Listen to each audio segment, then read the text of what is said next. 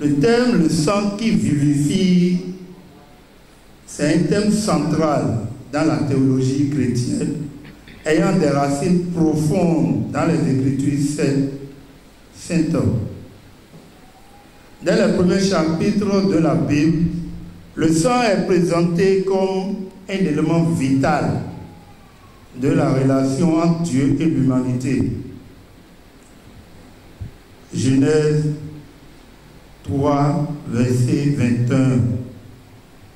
Après le péché d'Adam et Ève, Dieu revêt Adam et Ève de vêtements faits de peau, impliquant certainement un sacrifice d'animaux. Dans l'Ancien Testament, le sang est au cœur des rituels sacrificiels, comme décrit dans le Lévitique. Les animaux étaient sacrifiés pour expier les péchés du peuple, symbolisant la nécessité d'un substitut pour le pardon des transgressions humaines. Lévitique 17, verset 11. Cependant, ces sacrifices d'animaux étaient temporaires et incomplets, préparant le terrain pour l'ultime sacrifice à venir. Le Nouveau Testament nous parle du sang comme le sacrifice du Rédempteur Jésus-Christ. Dans l'Évangile selon Matthieu, Jésus institue la nouvelle alliance lors de la Sainte Seine en déclarant que son sang est versé pour beaucoup en rémission de péché. Matthieu 26, verset 28. La crucifixion de Jésus devient ainsi le sacrifice parfait et définitif offrant le pardon et la vie éternelle. Jean 3, verset 16. Ainsi, à travers les Écritures, le sang est présenté comme un symbole puissant de rédemption, de purification et de vie éternelle. Dans notre présentation, nous allons nous appuyer sur les enseignements bibliques. Qu'est-ce que le sang? Quand on dit le sang, c'est quoi? Comme on nous a appris à l'école, le sang est un liquide rouge qui circule dans les veines et les artères du corps humain et des animaux. Dans de nombreuses cultures et traditions religieuses, le sang est considéré comme symbole de la vie et de la vitalité. Dans la Bible, le sang est souvent associé à la vie, à la mort, au sacrifice et à la rédemption. Il symbolise également la purification des péchés. Lévitique 17, 11. Le mot vivifier. Le mot vivifier. Le mot vivifier, c'est donner la vie, rendre vivant ou vital quelque chose. Dans le contexte théologique, vivifier fait référence au pouvoir du sang du Christ de donner la vie spirituelle et d'apporter la rédemption et le salut à ceux qui le croient, à ceux qui croient en lui. En vérité, je vous le dis, celui qui croit en moi a la vie éternelle. Jean 6, verset 47. Quelle est l'importance de notre thème aujourd'hui? Pourquoi ce thème est venu? Le thème du sang qui vivifie revêt une importance capitale, notamment dans la tradition chrétienne. Le sang qui vivifie représente le sacrifice expiatoire de Jésus-Christ, qui offre le pardon des péchés, la rédemption et la vie éternelle à ceux qui croient en lui. Il est le fondement de la foi chrétienne et la source de l'espoir pour les croyants du monde entier. Hébreux 10, 4, 6. Car il est impossible que le sang des taureaux et des boucs ôte les péchés. C'est pourquoi Christ, entrant dans le monde, dit: tu n'as voulu ni sacrifice, ni offrande, mais tu m'as formé un corps tu n'as agréé ni holocauste, ni sacrifice pour le péché. Qu'est-ce que le sang signifie dans la Bible? Le symbolisme du sang dans la Bible.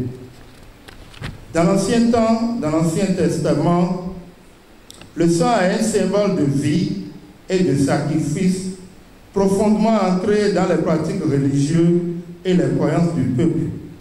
Voici quelques points qui illustrent ce symbole.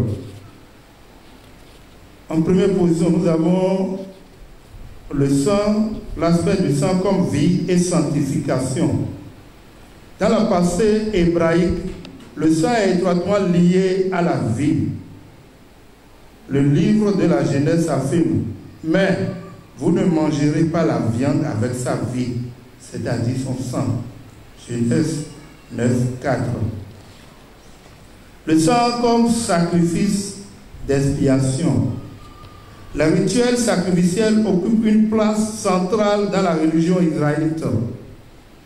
Le sang des animaux sacrifiés était considéré comme une offrande à Dieu pour expier les péchés du peuple. Ces sacrifices étaient prescrits par la loi de Moïse, en particulier dans le livre du Lévitique. Par exemple, lors du jour de l'expiation, le grand prêtre devrait offrir du sang pour purifier le sanctuaire et expier les péchés du peuple. Lévitique 16, 15 à 19. Le sang est perçu dans l'Ancien Testament comme une alliance avec Dieu. Le sang était également associé à l'établissement et à la sanctification des alliances entre Dieu et son peuple.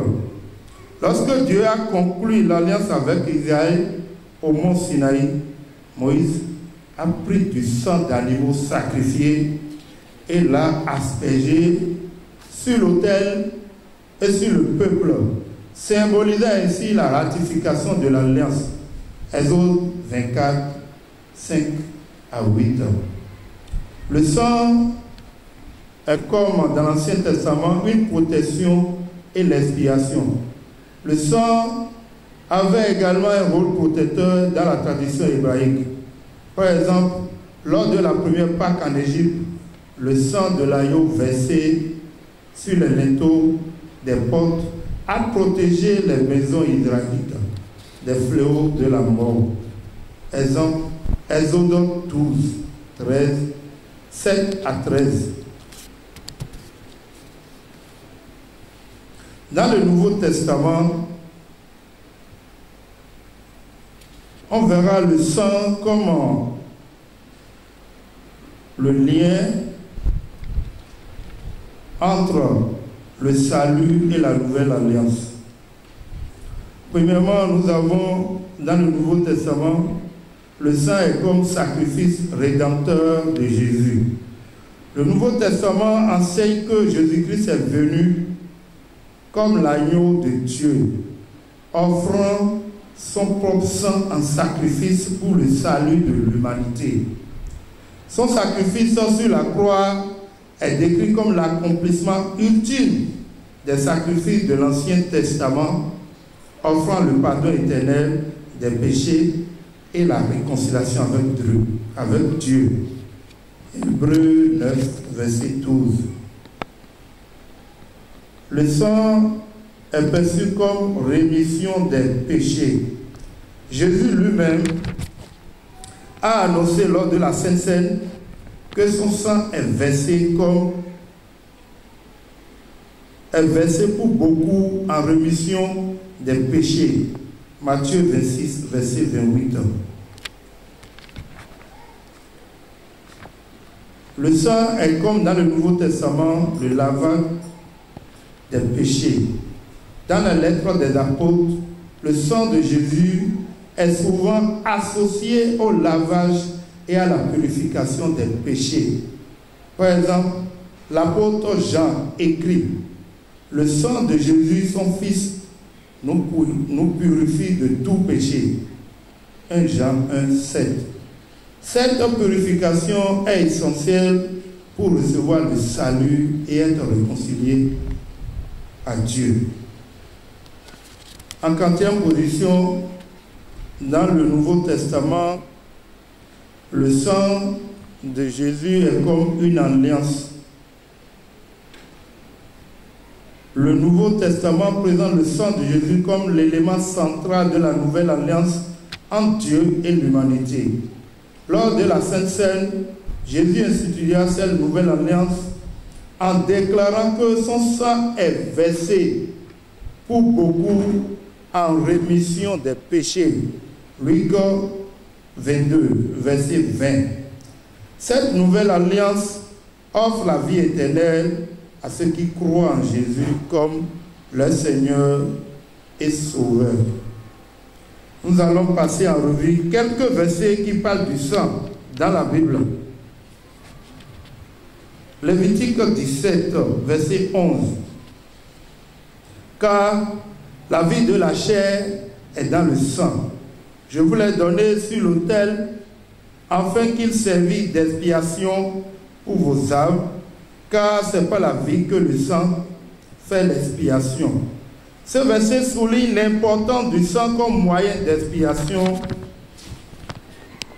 pour les péchés. Le sang d'animaux sacrifiés était utilisé pour purifier le peuple d'Israël et rétablir la relation avec Dieu. Hébreux 9, verset 22, nous parle aussi du sang.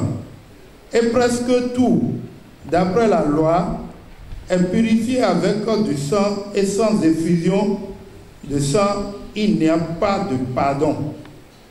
Ce verset explique que, selon la loi mosaïque, le pardon des péchés nécessite l'effusion de sang. Cependant, le Nouveau Testament enseigne que le sang de Jésus est l'ultime sacrifice qui offre le pardon et la rédemption complète. Un autre verset, Éphésiens 1, verset 7. En lui, nous avons la rédemption par son sang, la rémission des péchés, selon la richesse de sa grâce. Ce verset souligne que la rédemption, c'est-à-dire le rachat ou la libération du péché, est possible uniquement par le sang de Jésus. Sa mort sacrificielle sur la croix est le moyen par lequel les croyants obtiennent le pardon des péchés. Apocalypse 7, verset 14. Je lui dis, mon Seigneur, tu le sais. Et il me dit, ce sont ceux qui viennent de la grande tribulation. Ils ont lavé leurs robes et ils les ont blanchis dans le sang de l'agneau. Ce verset illustre la notion de purification et de lavage des péchés dans le sang de l'agneau qu'est Jésus-Christ. Ceux qui croient en lui sont purifiés de leurs péchés et considérés comme justes devant Dieu. Ce verset biblique montre que le sang joue un rôle central dans la purification et la rédemption des péchés, selon l'enseignement biblique. La troisième partie, sans plus tarder, la communion et le sacrement de l'Eucharistie. En grand art, nous aurons la célébration de l'Eucharistie comme bataille du sang du Christ. La célébration de l'Eucharistie comme bataille du sang du Christ est un sacrement central dans la foi chrétienne. Lors de la Sainte Seine, Jésus a institué ce sacrement en offrant du pain et du vin à ses disciples, en les identifiant respectivement en son corps et à son sang. Les chrétiens croient que lors de la célébration de l'Eucharistie, le pain et le vin deviennent réellement le corps et le sang de Jésus-Christ par la grâce divine, bien que leur apparence reste celle de pain et de vin. Ce sacrement est célébré en mémoire du sacrifice de Jésus sur la croix et en reconnaissance de la grâce salvatrice qu'il offre aux croyants. En partageant le pain et le vin, les fidèles expriment leur communion avec le Christ et les autres membres de la communauté chrétienne. Ainsi, leur engagement à suivre les enseignements de Jésus.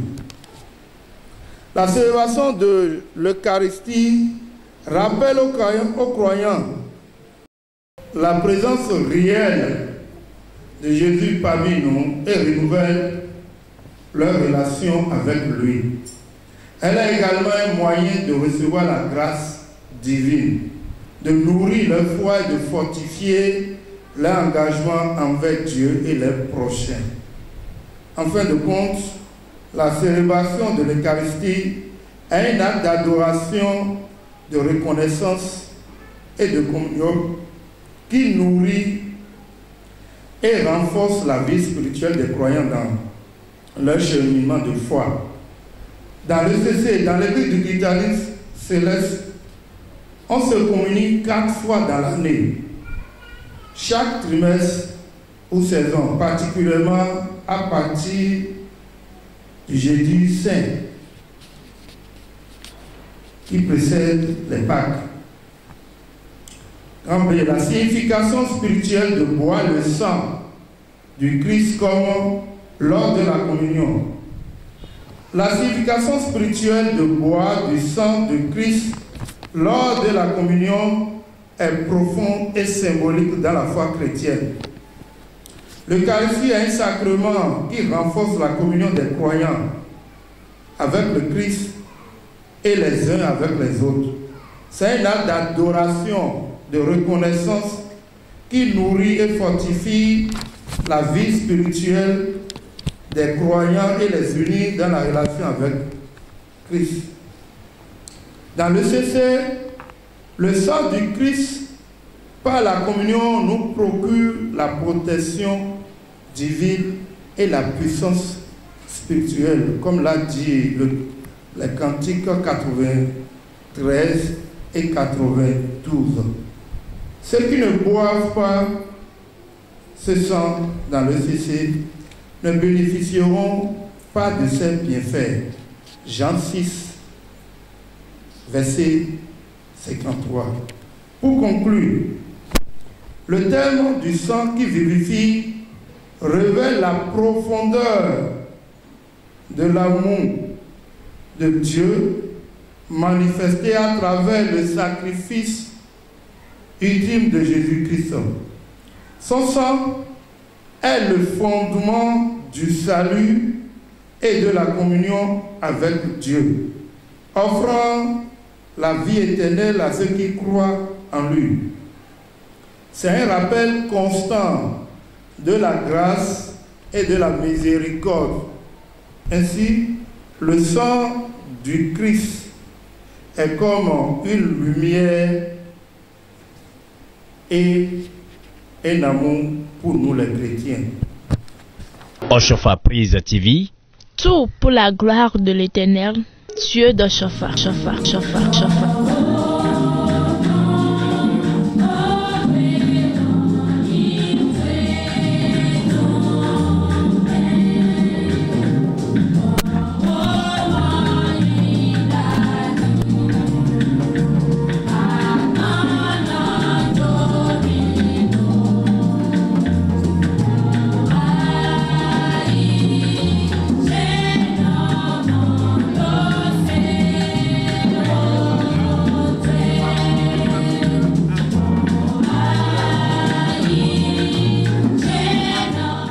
Pourquoi le sang de Christ est-il qualifié de vivifiant?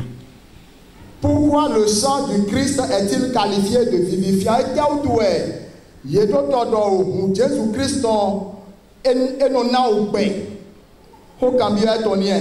Wachobo Jésus Christ yedo ji to ayi won keme yekoto ohunsan hoho bami dodomo so jigba ejanu to megbon we ohia ohun to ekochi wenu na wo iwe dodomo yeyi awu ayuto bodo na adamu gbo evako edo yadomo ohun kosa dokani de weku wachoba edo sa iwe to but mi wa do yadomo alenu hoho lo blebudo dido ya leye to afosa basipo okanile epo boyi ohun ye dodo to fese basi to agbaji ekele poko chi shoga Jesu wawa hugamo wewe dodomo ofide to doku aka otodo we boye kawayi ibodo sanfo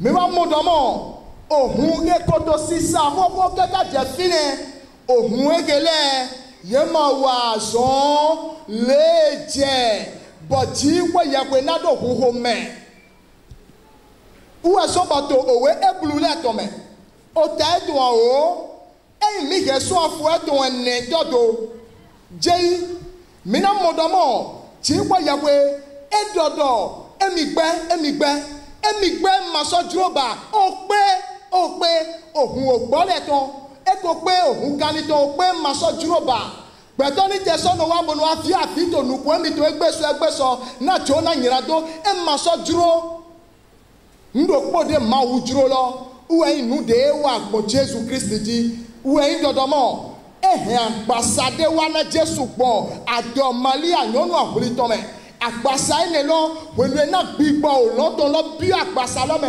Christ ou lo wa dodo no lo eye mo bo de kunu eto Jean chapitre 1 verset 29 joga nu domo me po le gbo fu ji wo ye kweto ke zenyira do ayi goto yi e ba yi domo azore ohun le wa to hoho keka je fine e ma zenyira do yi ne esonde na otirade uwe so ba o fun nyira do lo to so no foto ayi ka gbeto le to me we no to afodo polo san we poponu shiba afode Jesu Christ wa sano afode dodo no lo wa san ohun dodo no lo to de kun ayin esusu nyira do lo se patapata murado polo esusu kakado yi bo nyira do ma so tin to te to tire we nu kon ba mede yi se e won lo donc, pourquoi le sang de Christ est qualifié de vivifiant? C'est parce que le sang de Christ est supérieur au sang des boucs et des veaux, en tout cas des animaux.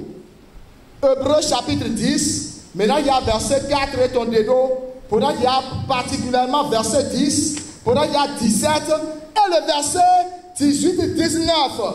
Maintenant, mon amour, qui est-ce que ce sang vivifie-t-il? Des vivants comme nous qui sommes présents à cette conférence ou des morts qui vont ressusciter par cette vivification? Si c'est à l'endroit des vivants, qu'est-ce qui justifie la nécessité de cette œuvre? Qui est-ce que le sang vivifie? Oh, nous mais nous on a Madame Hébreux chapitre 9 et là il y a verset 27 et ton ami quel est il y a des gens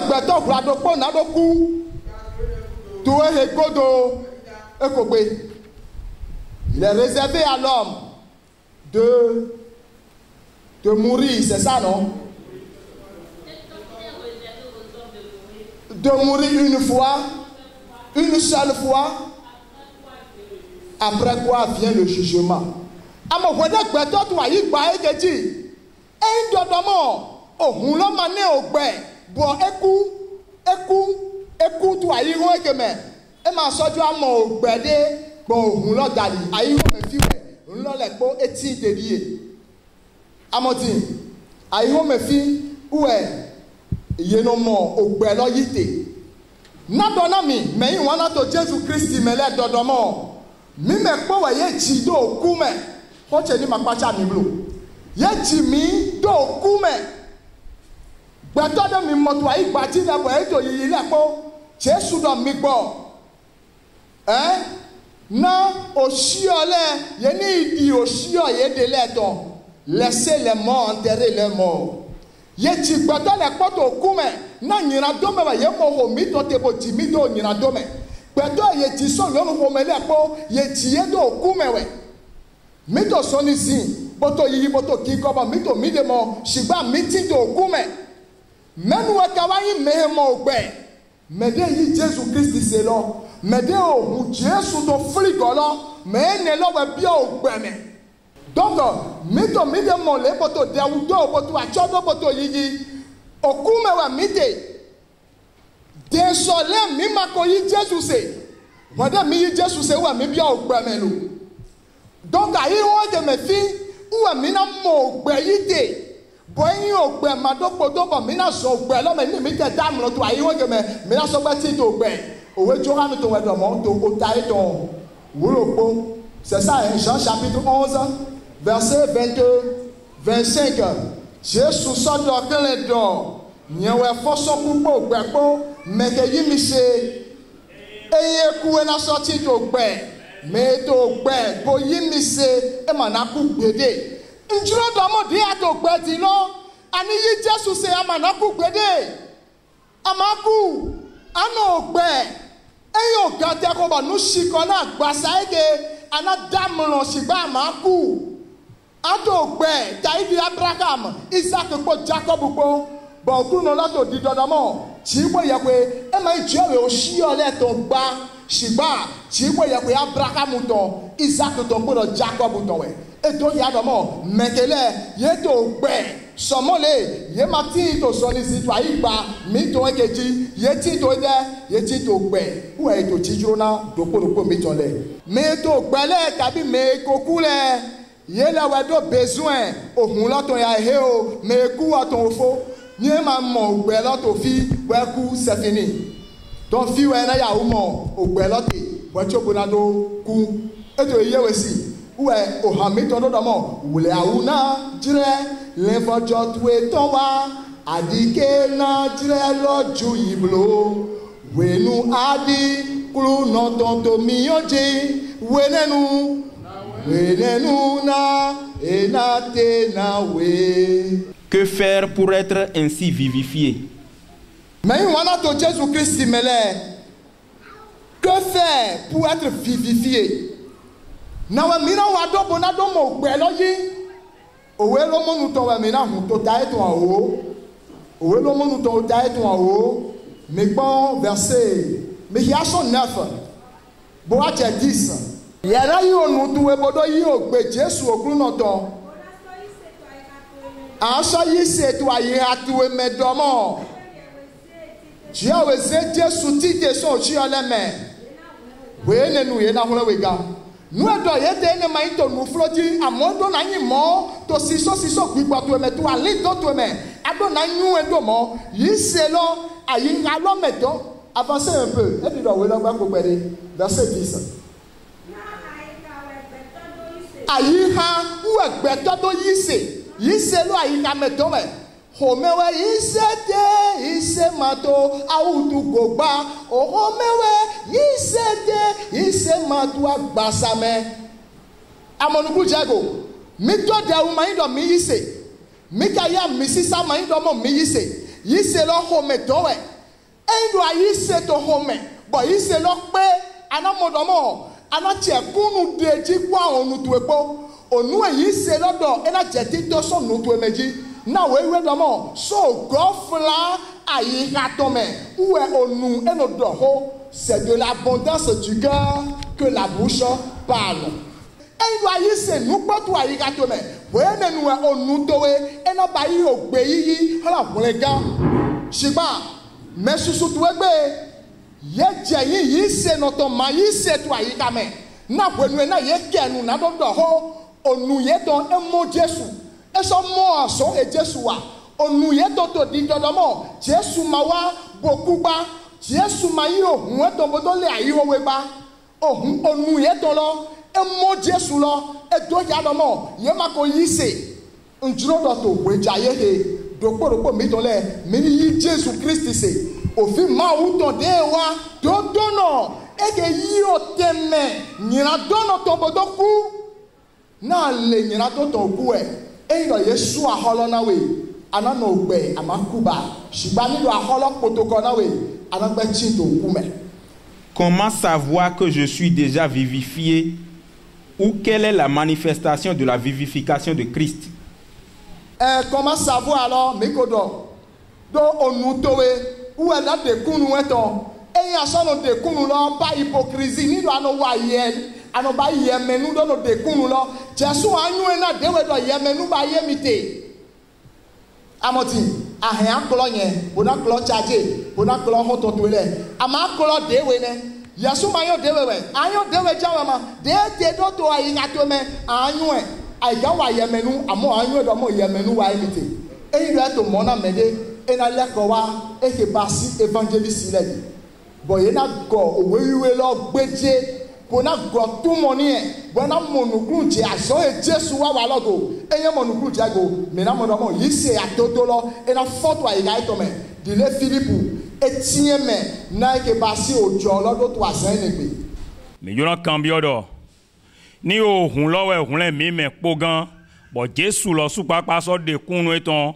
to wele membo e dona mi to jinvie do hun lo e wabo hun le hon lo blebugan son nyirando le men to ku mi ton godo e tel tu wezon bo mi sono ato kan linsin o hun le yi do mi to hun le gande vodina me mi ton de ku bo mi non zebio hode le men bo wa lo en tin to Christian le men medela ti to iseme to deume bo yesonu ayi wa ndele to we mi ma dodomo benu na baba to esin o ho egbele to we ani ma joku e na ye ni fo ho lo tirado blo ye ra fo ko pe tirado bo na fo ho le gba bo na juro atole e dodomo famille so juro na sian yi bo e na dewe do gbon bo mi na danu bo dunu tu peux participer à ça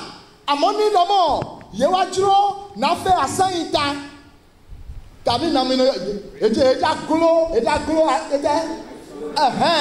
do enele wa ti amado mi made tuwe me mede tuwe ne bayi melo nyu de ma uwa to yemenu bayi to mi cheche be ema to mi mene ema mi me uwa to de do hia to mi cheche gbohun yemenu bayi wote donc mi mate na hia wo to do nde pepe me eyin ehugbo o ehugoglo o bo e do bayi nde na oku fito o epo to wo oku fito lo ko si we do mo ko de melo ku bo fleje to nde ma pogba be mi ma mo mesusu de eku but to gratitude to mo to ye to me kaka je gbe ni lo ku fito lo do wu lo de we e na o sama mi ma yo mo me to gba fi le bodo nu flifli de le to femele ye le do polo le je to grato no vi e ton le ono do te do ku fi to we. Est-ce par la parole de Dieu que nous aurons la vie éternelle ou par le sang du Christ qui vivifie? Oh Jésus to de do mite medeni makolomi bo wa se ohunde bo wa ho de ti bo tabusi de kon do me mongo la ti twegbe bono yi obuji po de akiko mi to se ko ba Jesu Christ mi sha iwe ye no yi bodo no plata na asonyira kan pode o ta fe la bodo se o ba Jesu Christ mi no na do na be bi gbo iwe si asolo wa je de si medama na yi ohunde bodo do mo emi o ho de ti bo o lesun ohun Jesu do mi na yi ohun lo bodo la wu na we c'est pas ça hein ye ni ma klo we bro lala ohun Jesu to de do mi de ohun la ko sade o sa près de 2000 ans abi parce que Jésus a été crucifié à 33 ans. Nous sommes en 2024 aujourd'hui. Faites 2024 moins 33. C'est ça non? Donc maintenant nous sommes au bout de bon ohun la ko sa di nawe hun lo eno hun le mega bon Yekwe ho huloto ke ye na do. Ene lowe be. Ni e do yewe ho huloto na we. Wa monuku jego. Uwe hulolewe we be. Mais ouais, Jean chapitre 5 nami. Bon, il y a verset 24 pour faire 5 pour que les gens finissent. Nous Nien dohami. Mais de quoi que c'est au rocher Jésus est rodamment. Bon, soyez mege do migrance. Mais ne lo etindo gbe mado podo. Mais ne manabi okwo ditame.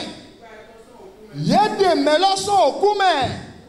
Bon, c'est bien au gbe me. Do okume we ye ko chido mi odo moda yi. Mais ye ti so lo ko me le po ye ti ye do okume we. When ye say o Jesu to mo yi say when nu ye de ye so okume. Bo ye bio e ke basi o gbe me verset 25. TV e so we do to ho gbe ke e do jire lo eja. Bo so do mo TV e so we. Donc o jire lo TV e so we.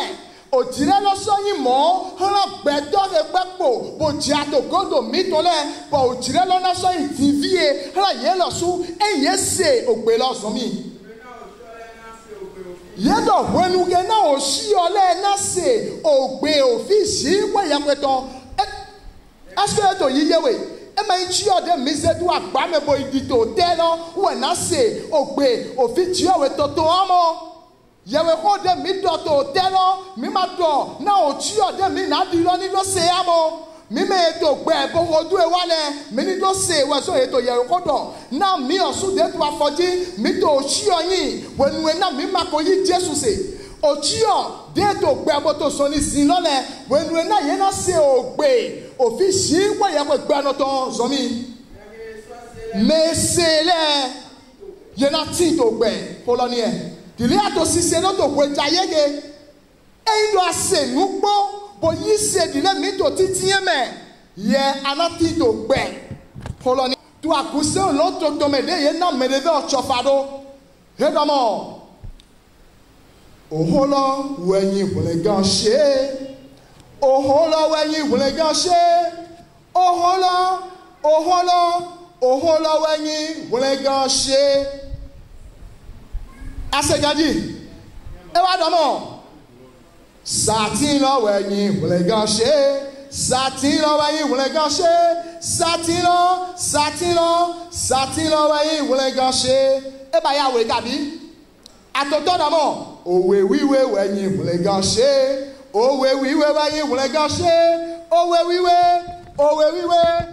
wiwe wenyi wole gan se tade na etondie oho satin Jésus Christ to ye ke do we wiwe me oho ne lo we he wole gan wa na mi ye to satin Jésus Christ to odo ananya do ya jijie to okuwe to ohun wo sin sa e ke lo sin oho de ye kan to we wiwe me où est le galon. Saint Paul dit que lui n'a pas honte de l'évangile de la croix, que la prédication de la croix, que c'est une puissance pour nous qui sommes sauvés, mais pour les autres, les incrédules qui se perdent là, que c'est une folie. Amodine. Donc nous, est-ce que nous devions être justifiés par la foi ou par le sang qui vivifie? La foi en le sang de Jésus. La foi en le sang de Jésus. Mais il sait.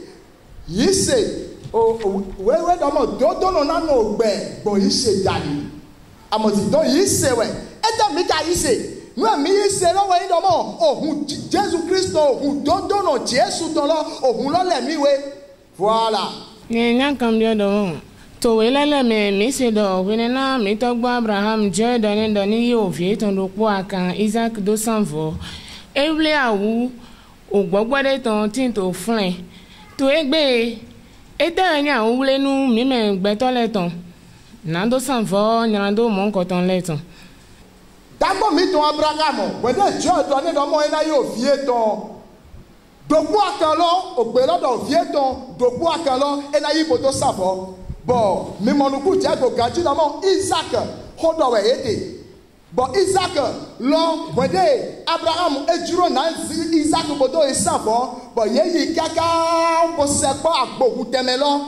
Isaac, ou à Cambia, Baba, et ton amour, n'a qu'un diema, oh, hibodiema, bon, fitawe, avant ça nous noter, Abraham, ou à ton roc, bédé d'amont, au clou, le sounaoué à Ouéton.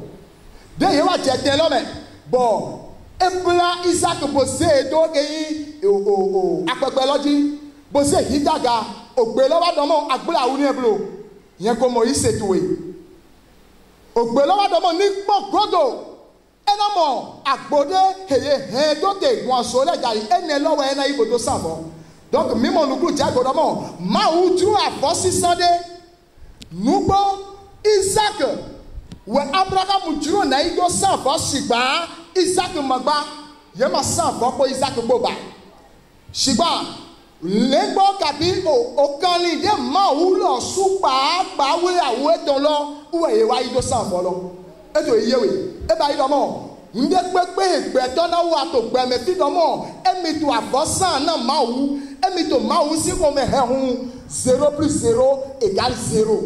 Le seul sacrifice agréé par l'Éternel Dieu, c'est le sacrifice de son Fils unique, savoir Jésus-Christ.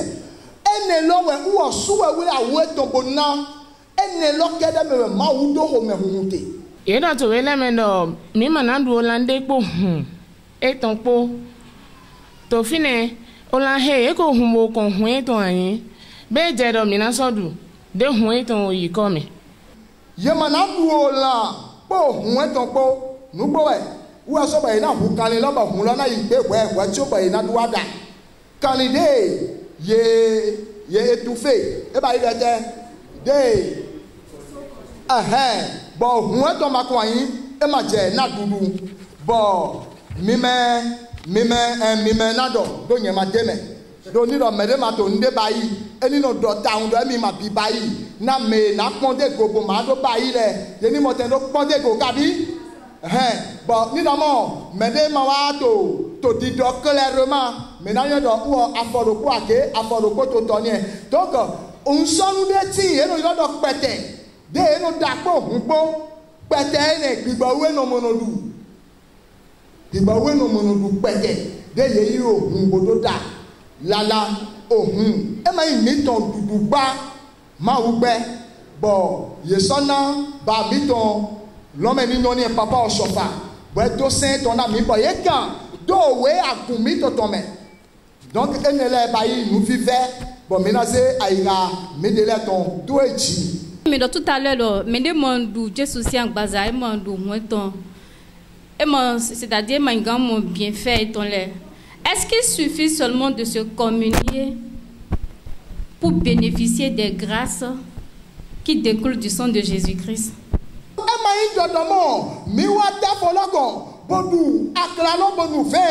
Minu communion dado, minu communion kigode, communion mena kondo midi. Ema mogba, Saint Paul do ko vi vede. Edomo, medina se porta fona bona nous communion.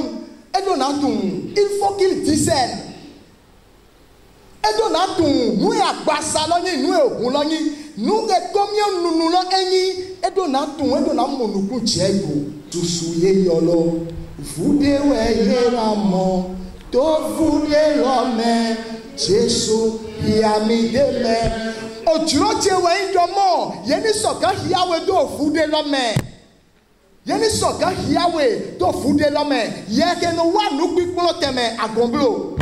Il y a que mon roi, mon cadeau, t'as la gueule, mon fils de Bojaye, il y a où mon chaka.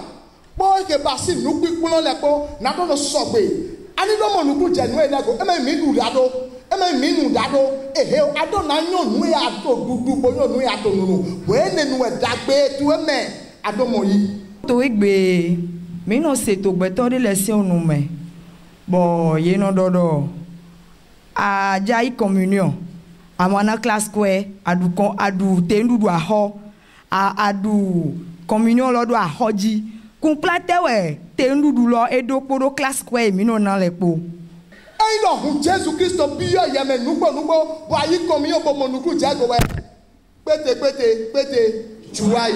Ribamawe le ko. Ake waji ton. C'est ça, non? Oh, Jésus-Christ, oh my God. Amaga nous, oh, Jésus, ton.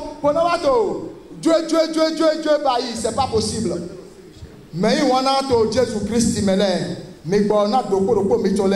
Mais nous nous comme métier. Combien nous?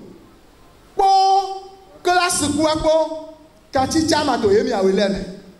Jamati mena we kanchi.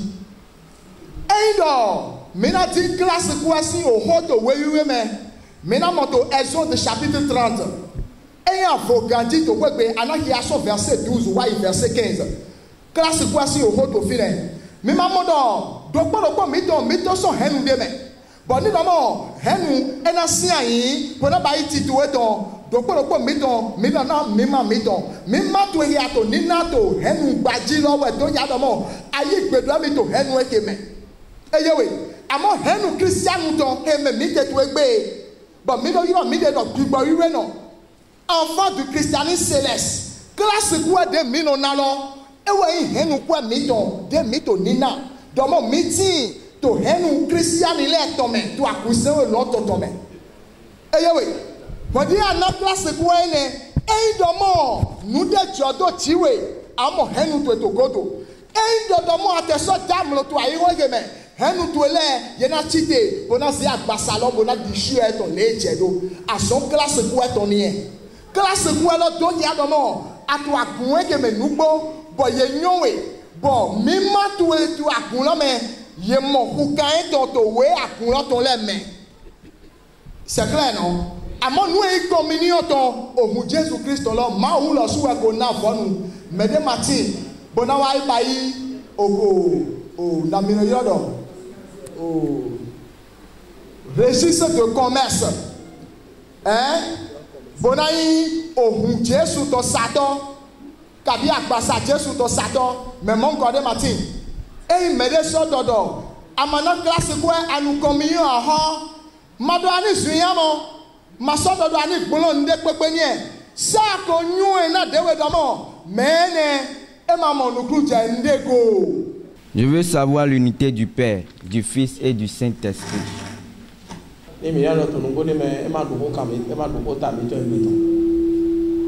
Jésus do yeti to to me to me e ado mi do mo emi we ala lo mi lo atile mi lo ala lo to to yo mi lo su to Jesu me ni lo mi ti to Jesu me fe Jesu ti to mi me Jesu do mi lo mo maga ju mi lo teri to cho mi no cho mi emi la se gbibo do mi e la no ko mi pu ka jo mi la le ko wa do ni lo Jesu ti to mi me e lo Jesu e ado e lo ji wo ye we e lo Jesu ado gbibo we so mi lo ko le mi to me ni ya no ga je me lo Jehovah Jesu Christ gbibo we mo na lo gbibo we mi lo Saint Michel na àwọn gbando ti na ko mi do lo ni ga ya olome direct na ndema hello teblo. Oshofa Prise TV.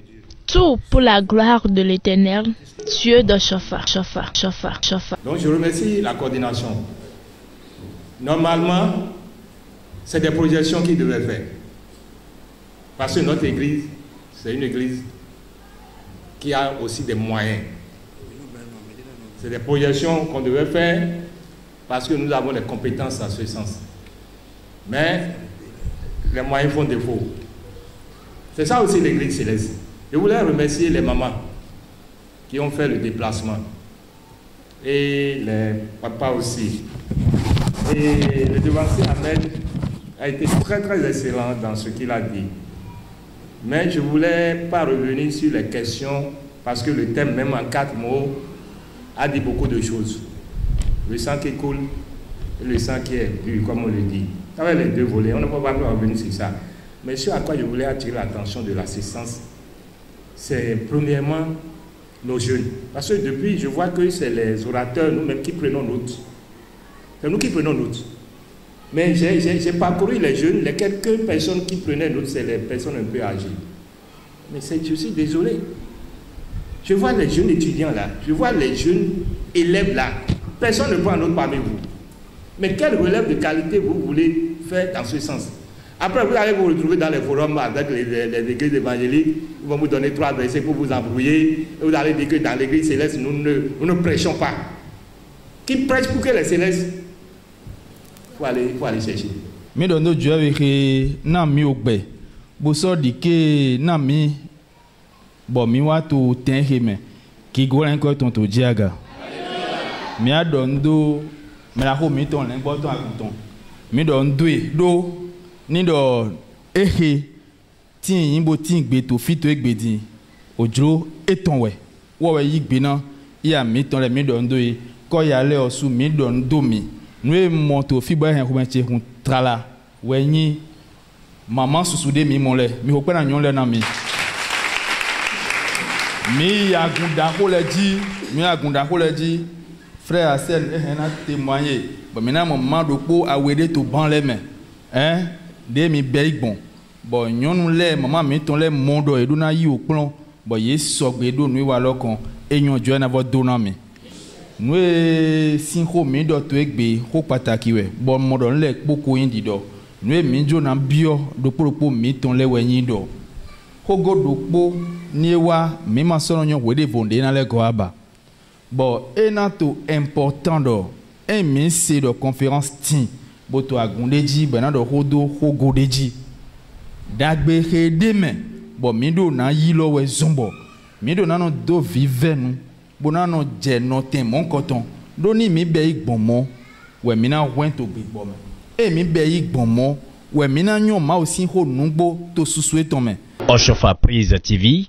Tout pour la gloire de l'Éternel, Dieu de Shofa.